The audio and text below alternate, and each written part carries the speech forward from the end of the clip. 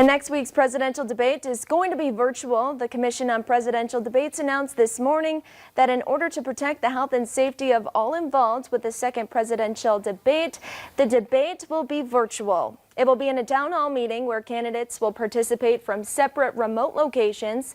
President Trump told Fox Business News that he will not participate in a virtual debate, and his campaign announcing that they will hold a rally instead.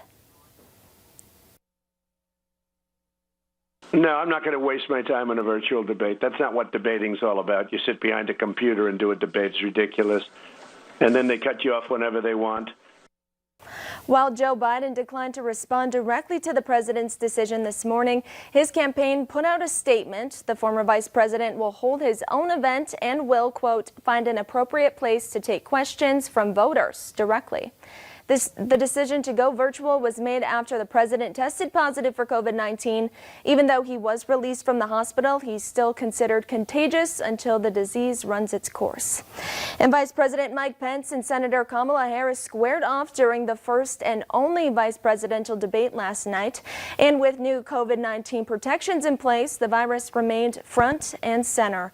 Pence serves as the leader of the coronavirus task force, which Harris criticized after the chaotic presidential debate last week. The candidates tried to stay on message, but at times avoided answering questions from moderator Susan Page. With President Trump battling COVID-19 and both candidates in their 70s, this debate gave voters a chance to see how Pence and Harris might be able to handle the presidency if ever called upon.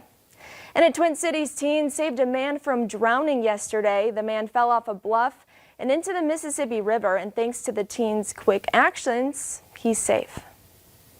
So we were down there together for quite some time. Sam Gifford and a friend were taking senior pictures along the river when a shout suddenly changed their focus. He was just out trying to fly his drone, and then things went wrong. An older man hunting for his drone had slipped on a trail sliding 60 feet down the embankment. Well, he was about 10 feet from falling straight down into the water. Learned a few stuff from my lifeguarding training, so I used that to my advantage. Sam went down after the man, keeping him company until help could arrive. Just kept him talking, making sure that he was comfortable, different things like that, making sure that he wouldn't slip any further.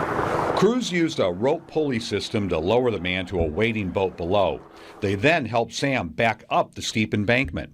Firefighters say the victim suffered a gash to his foot, but thanks to Sam, he's on the mend. He had a few bruises on his knees and stuff from tumbling, but there wasn't anything major. It was a pretty good snatch and grab and went well.